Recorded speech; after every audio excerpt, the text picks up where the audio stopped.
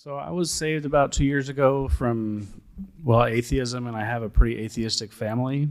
And so I've been trying to share the gospel with them ever since I was saved. And just finally, recently, I'm engaged in a conversation with my sister, and she's wanting to get into a discussion about evidence. And I'm just curious if you guys could touch on, should I engage in that or not? If not, at what point do you draw the line? And I've listened to sermons on not casting your pearls before swine, so I'm just kind of lost as to where to go from here. Any sincere question, any sincere, genuine question deserves a sincere answer. But know this, that all the answers from science, culture, whatever, is not going to convert her. It's going to be the gospel. Always go to the gospel, the gospel, the gospel. How does a man... Let me give you an example. There's a brother I know in the mountains of Peru. He was pagan Catholic, which is, as many of you know in Latin America, it's a mixture of a paganism and a Catholicism. The whole village was. One day, a little man, unimpressive, came in there and shared a gospel message. Immediately, this man believed. The next day, the whole village got together and they were going to, it's a thing they will do for punishment, they were going to bathe him in boiling water if he didn't recant. Now, I want you to think about something. He hears a message that contradicts his entire tribe, his entire village of people. He hears it from a little unimpressive poor man who only stammeringly shares the gospel for 30 minutes. Yet in that moment, he comes to believe that Jesus is the Christ resurrected from the dead and that salvation is by faith. He never read evidence that demands a verdict. He knows nothing about Van Tilian apologetics. No reasons to believe were given to him. Nothing about who moved the stone. There was nothing. It was the gospel message. How is it that with that small thing, he's now willing to die for his faith?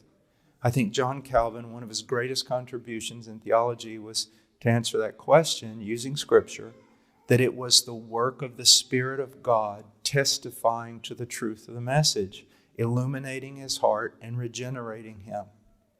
So that should be your concentration.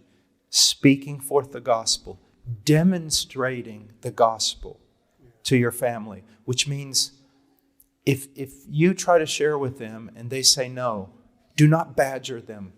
Do not give them a reason to say, look what he's become, a fanatical person who just badgers us and judges us. No, seek to share the gospel with them. If they say we don't want to hear it, stop. And serve them and love them and bless them, not in a way in which you're trying to draw attention to yourself, but out of a sincere heart. If she has an honest question, like, what about evolution? You can answer that question, but not thinking that by answering all her questions, you're going to bring her to Christ. It is the power of the gospel. It is always the power of the gospel. And I love what Spurgeon and others have said, with the scriptures. You don't have to defend the scriptures any more than you have to defend a lion. Let him out of the cage, he'll defend himself. Let me give you one other example. I remember I was on a plane having a wonderful conversation with this unbelieving man. And then I said, can I take the next few minutes and share with you the gospel, my faith? And he turned in just one moment, no, I don't want to hear anything about your religion. Now, if I was really zealous, I would have kept going, right? And I said, okay. Now, what was it you were saying about your sister? And I kept talking with him. I kept serving him. And you know what happened? He got up. Now, if I would have badgered him, what would he have done? He'd have got off the plane, got his bags, met with his other friends at the bar there during the layover and said, I was badgered by one of those fanatical evangelicals. Gosh, it was horrible. I'm glad I got off that plane. But because I didn't do that, he got up before me. He was actually sitting on this side. He got up in the aisle. He got his bag, was getting ready to leave. I was still here. And he took one step And he stopped. And he turned around and he said, I am so sorry. I'm so sorry. I had no reason to be that way with you. Do you see? And you want to. We have a lot of college students, and one of the things I always have to tell them: look, you've been converted, and now you're saying to me, your parents have gone to church for 25 years, and you don't think they're Christians and everything. Let's talk about how you're going to act when you get home. You are going to not come in there like some zealot. You are going to come in there and share your faith. Mom, Dad, look at this, what happened to me. And then you're going to serve them, humble yourself